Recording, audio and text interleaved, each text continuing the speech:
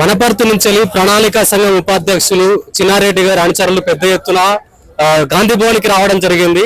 చిన్నారెడ్డికి నోటీసులు ఇవ్వడంతో వీళ్ళు పెద్ద ఎత్తున ఆగ్రహం వ్యక్తం చేస్తున్నారు. మేఘారెడ్డిపై మాట్లాడిన వ్యాఖ్యలకు సంబంధించి అన్న ఏం చెప్తారు? చిన్నారెడ్డికి నోటీసులు ఇవ్వడం జరిగింది. సో ఏంటి అసలు చిన్నారెడ్డికి మేఘారెడ్డికి మధ్యలో ఏం విభేదాలు ఉన్నాయి? స్థానిక ఎలక్షన్ల అప్పుడు 2023 ఎలక్షన్ అప్పుడు కాంగ్రెస్ పార్టీ చిన్నారెడ్డికి పార్టీ టికెట్ కేటాయించింది. అప్పటి నుంచి ఆ ఢిల్లీలో సోనియా గాంధీ గారు టికెట్ కు అండర్ చేసి రేవంత్ చిన్నారెడ్డి అన్ని కరెక్ట్ గానే ఉన్నాడు, చాలా నీట్ గా నిజాయితీ అయిన వ్యక్తి. ఆ వ్యక్తికి ఖచ్చితంగా మేము పార్టీ టికెట్ ఇస్తున్నాం. అదే డబ్బులు తక్కువ అంటారు కదా, డబ్బులు పెట్టలేదు అన్నారు కదా, ఆ డబ్బులు కూడా నీవు పిసిసి అధ్యక్షుడు కదా, నీవు రేవంత్ నీవు పెట్టు చిన్నారెడ్డికి అని చెప్పి సోనియా గాంధీ గారు ఢిల్లీ నుంచి చెప్పి పంపినాక ఆ టికెట్ ఈడికి వచ్చినాక ఇక్కడున్న లాబింగ్ చేసుకొని మేఘారెడ్డి టికెట్ తీసుకుపోయాడు. అప్పటి నుంచి మేము మళ్ళీ అదే రోజు మల్తనాడు కూడా నేను కూడా ఈడికి వచ్చినాం గాంధీ భవన్ కు. ఆ గాంధీ భవన్ కు వచ్చినప్పుడు కూడా మా చిన్నారెడ్డి గారు ఏం చెప్పిండంటే, మనము పార్టీ లైన్ ఎప్పుడు తప్పదు, మనం ఏం చేసినా బాగుండదు. అప్పుడు ఒక డిమాండ్ పెట్టినాం మేము, కర్ణాటకలో దాసోజు రాజుకు ఇట్లే పార్టీ టికెట్ ఇవ్వకపోతే ఎమ్మెల్సీ ఇచ్చి మినిస్టర్ చేసింది కదా, మాకు చిన్నారెడ్డి కూడా ఎమ్మెల్సీ చేసి మినిస్టర్ అని చెప్పి మేము అప్పుడు మీడియా ద్వారా నేను కూడా మాట్లాడినా. ఆ డిమాండ్ తోన చిన్నారెడ్డి గారు కూడా పక్క తప్పుకునే పోయినాం.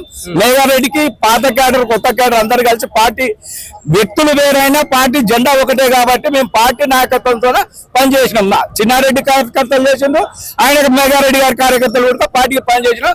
మా మేఘారెడ్డి గారు 23,000 ఓట్ల మెజార్టీతో గెలిపోయిన తర్వాత ఇప్పుడు దాదాపుగా అంటే చిన్నారెడ్డి గారికి ప్రణాళిక సంఘం ఇచ్చిన తర్వాత 2.5-3 సంవత్సరం అవుతుంది.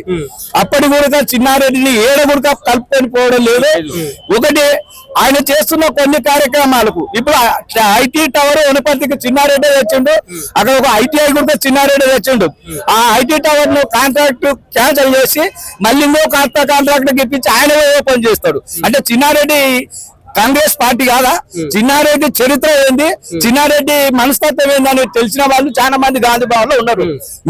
ఇక్కడ మేఘారెడ్డి ఒక క్వశ్చన్ రైజ్ చేసిండు, 40 సంవత్సరాల నుంచి ఆయనకు ఎన్నిసార్లు ఎమ్మెల్యే టికెట్ ఇచ్చి ఎన్నిసార్లు పనిచేసిండు, అప్పుడు కూడా ఆయన కొనుగోలు చేసిన ఎమ్మెల్యే టికెట్ ఇలా నన్ను అంటున్నాడు అని చెప్పేసి మేఘారెడ్డి మాట్లాడుతున్నాడు.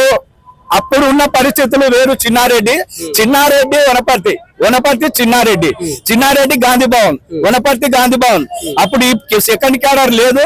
చిన్నారెడ్డికి పార్టీ ఉమ్మడి ఆంధ్రప్రదేశ్ లో యూత్ కాంగ్రెస్ స్టేట్ ప్రెసిడెంట్ గా పనిచేసిన పరిచయాలు కూడా సోనియా గాంధీతో రాజీవ్ గాంధీతోనే ఉండే.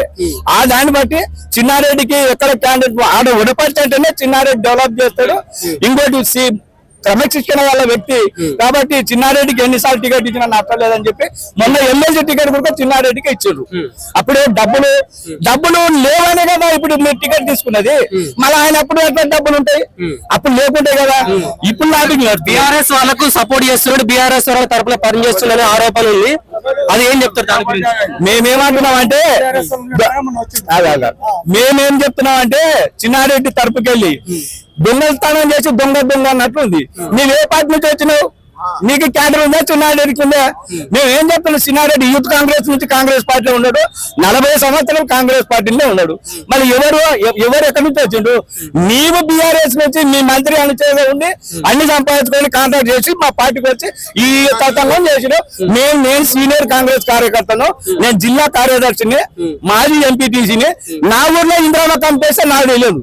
అంటే మళ్ళీ మేము కాంగ్రెస్ నాయకులకు మేఘారెడ్డి దూరం చేస్తున్నాడు అని చెప్పి మెయిన్ గా అయితే ఎవరైతే ఆ పార్టీ నుంచి బీఆర్ఎస్ నుంచి వచ్చినప్పుడు ఆయన అంటే ఎవరైతే వచ్చిండ్రో వాళ్ళకే ఇందిరమ్మ ఇండ్లు, వాళ్ళకే ఏమైనా అభివృద్ధి కార్యక్రమాలు ఉన్నా వాళ్ళకే చెప్పడం, అన్ని కార్యక్రమాలు కలుపుకొని పోతున్నా అని చెప్పేసి అంటున్నాడు.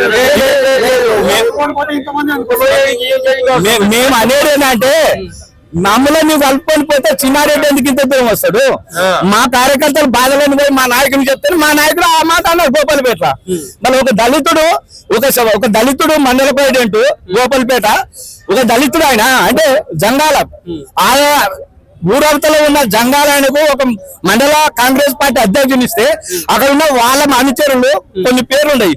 ఆ ఆలోచనలు ఆయన పార్టీ కార్యాలయం పోతే కూర్చో కూర్చొని లేదు ఆయన రాలేదని రభస చేసి నీవు రావద్దన్నారు.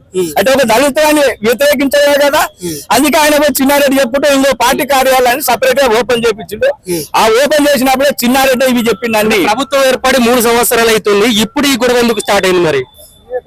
ఎన్ని దినాలని ఓకే ఉండలేం కదా, ఓకే ఉండి పార్టీలో ఏం చేస్తారు కదా, ఇంకా ఏం చేస్తారు కదా అనుకుంటాం మన ఇంట్లో. ఇంకా ఓకే నశించినప్పుడు ఇన్నా ఉన్నారు. ఇప్పుడు 70-80 ఏళ్ళ వయసు ఉంది చిన్నారెడ్డికి. పార్టీ ఆ వయసు టికెట్ రాలేదంటేనే ఎంతో మనోపాధి. 40 సంవత్సరాలు పార్టీలో అన్ని పదవులు అనుభవించిండు, ఇంకా ఏం కావాలా చిన్నారెడ్డికి అని చెప్పేసి వాళ్ళు మాట్లాడుతున్నారు. అది అధిష్టానం చూసుకుంటది, వీళ్ళెవరు వానికి అధిష్టానం లేకుండా ఊకనే ఉన్నాడు కదా టికెట్ లేదని. ఇప్పుడు కూడా అధిష్టానం ఏం నిర్ణయిస్తే దానికి కట్టుబడి చిన్నారెడ్డి ఉంటాడు. చిన్నారెడ్డికి ఇచ్చిన నోటీసును ఓ పాస్ తీసుకున్నంత వరకు మేము ఇట్లా దండాలు చేస్తాం. ఇప్పుడు వనపర్తిలో అసలైన కాంగ్రెస్ కార్యకర్తలు ఏ వర్గం నుంచి? చిన్నారెడ్డి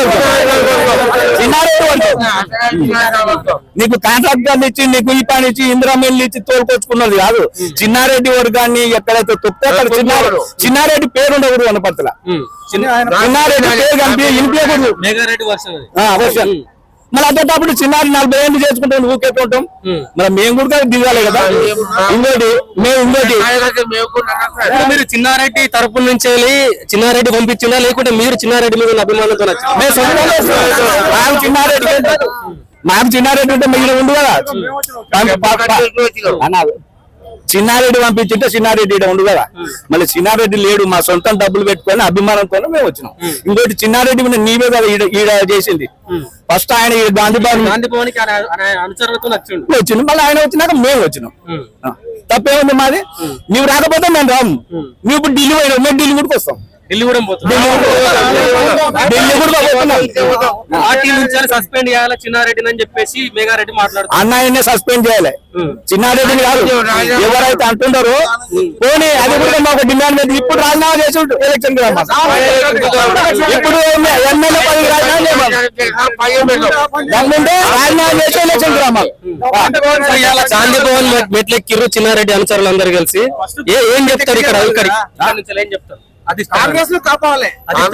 మేము ఏమంటున్నామంటే ఇచ్చిన నోటీసు వాపస్ తీసుకోవాలి, అంతవరకు మా పోరాటం ఆగదు. ఇంకొకటి, ఇప్పుడు ఎవరైతే సస్పెండ్ చేపిస్తా అన్నావో నీకేం అధికారం ఉంటది? నీవు కంప్లైంట్ చేసినావు, నీ ఊపుండు, పార్టీ చూసుకుంటుంది అది. ఇప్పుడు చిన్నారెడ్డి మాట్లాడిన మాటలు కూడా పార్టీ లైన్ కు వ్యతిరేకంగానే ఉన్నాయి కదా, ముఖ్యమంత్రి రేవంత్ రెడ్డి గారికి వ్యతిరేకంగానే ఉన్నాయి కదా. ముఖ్యమంత్రి రేవంత్ రెడ్డికి వ్యతిరేకంగా అంటే మేము ఏం చెప్తున్నా అంటే, ఢిల్లీలో సోనియా గాంధీ గారు బీఫామ్ మీద గిట్ట పేరు లిస్ట్ లో పేరు పెట్టి టికెట్ రైతు బట్టి చిన్నారెడ్డి అన్నిట్లో ఎలిజిబుల్ ఉన్నాడు. ఒక డబ్బులు లేవంటారు కదా, ఆ డబ్బులు నీ పిసిసి అధ్యక్షుడు ఆ పైసలు ఏదో చిన్నారెడ్డి తప్ప నీ పెట్టు ఖర్చు అని చెప్పి తోలిచ్చింది. మళ్ళీ ఢిల్లీలో టికెట్ ఓకే అయినాక గాంధీ భవన్ వచ్చేటాలకు ఎట్లా మారుతుంది? మళ్ళీ ఆడ లాబింగ్ నడిచిందా నడిచలేదా? నడిచిందా నడిచలేదని మేము వాళ్ళు అడుగుతున్నాం లేదు, మీరు చెప్పండి.